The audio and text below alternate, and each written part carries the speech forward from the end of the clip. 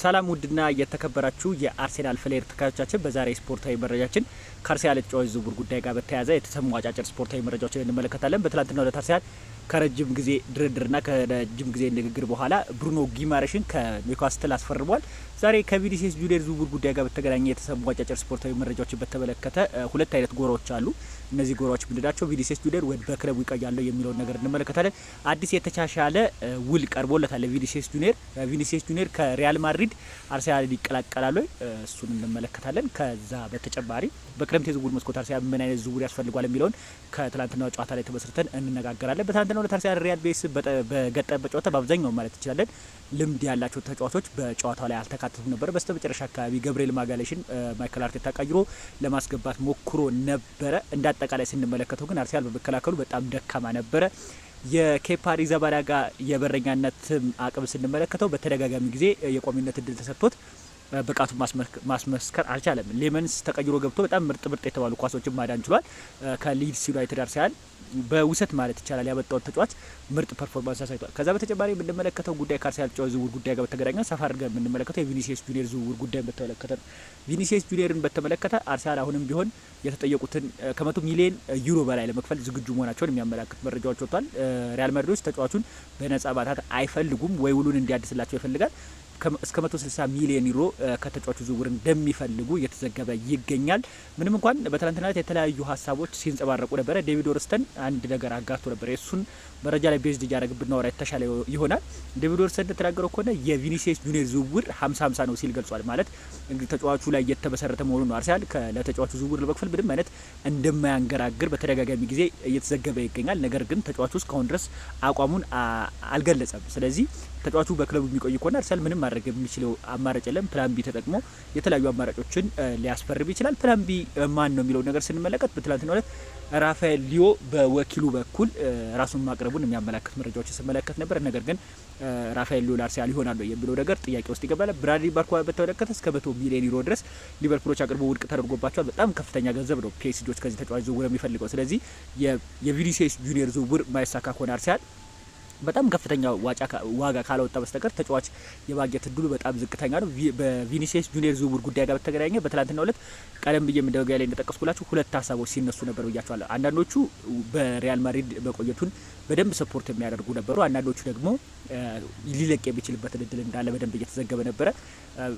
ፋብሪዞ ሮማኖ በፌስቡክ ገጹ ላይ እንደገለጸው በድርድሩ ወቅት በተነጋገሩበት ከኮንትራት ጉዳይ ጋር በተነጋገሩበት ወቅት ፖዚቲቭ የሆነ መልስ እንደተገኘና ተጫዋቹ ሊቆይ ይችላል በክለቡ ሊቆይ ይችላል የሚል ነገር ወደ ማታ ወደ 6 ሰዓት አካባቢ ላይ አጋርቶ ነበረ። ነገር ግን ደግሞ ዴቪድ ኦርንስተን አንድ ቃል ብቻ ነው በሴንቴንሱ ላይ በዘገባው ላይ የተናገረው።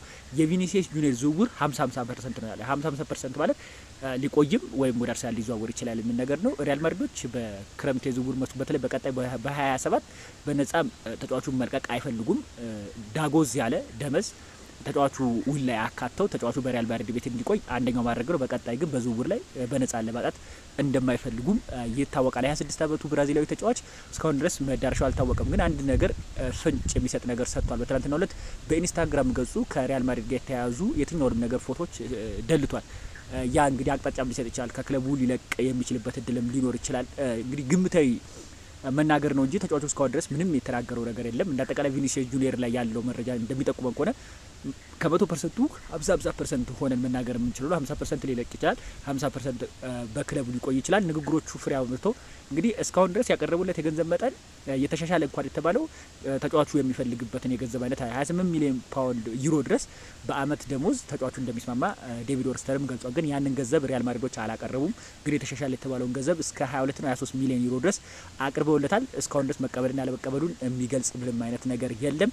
እንዳጠቃላይ ግን በክረምት የዝውውር መስኮት አርሴናል ብሩኖ ጊማሬሽን በትላንትናው ዕለት ማስፈረሙ በመሀል መስመሩ ላይ አንድ ስቴፕ ከፍ እንደሚያደርገው ይጠበቃል።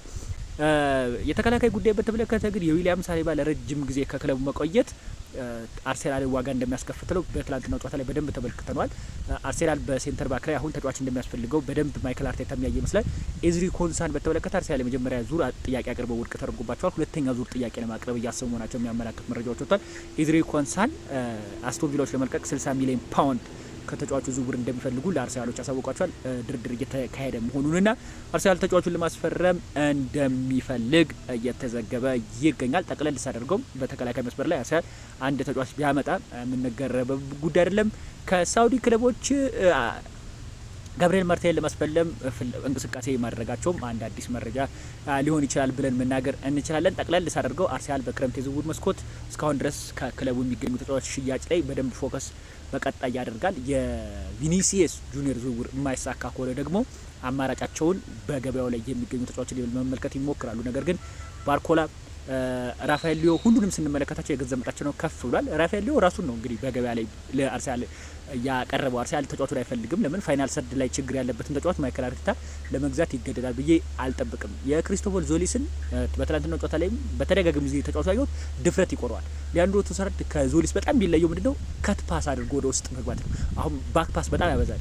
ዞሊስን ካያችሁት ለነገሩ ለሊጉም አዲስ ነው ብለን ብንወስደውም ነገር ግን ትልቅ ድክመቱ ምንድነው ባክ ፓስ ያበዛል። ወደፊት ለፊት ሄዶ ተጫዋች ድሪብል አድርጎ ወደ ውስጥ ሰብሮ ለመግባት ይፈራል ተጫዋቹ። ስለዚህ ይሄ ደግሞ ዋጋ አርሰናልን ያስከፍሏል። እሱ ቦታ ላይ ግድ አንድ ተጫዋች መጨመር እንዳለበት ይሰማኛል። አርሰናልም እየሰራበት እንደሆነ ይታወቃል። የቪኒሲየስ ጁኒየርን ጉዳይ በተመለከተ አሁንም አዳዲስ መረጃዎችን እየተካተልኩ ማቀርባቸው ይሆናል። ተጫዋቹ እስካሁን ድረስ በክለቡ ይቆይ ወይም ክለቡን ይልቀቅ የሚለው ነገር የተረጋገጠ የለም። ጠቅለል ሳደርግላችሁ ከአርሰናል ዝውውር ጉዳይ ጋር በተገናኘ ያሉ ስፖርታዊ መረጃ ይመስላል። በሌላ ቪዲዮ እስክንገናኝ መልካም ጊዜ ተመኞች።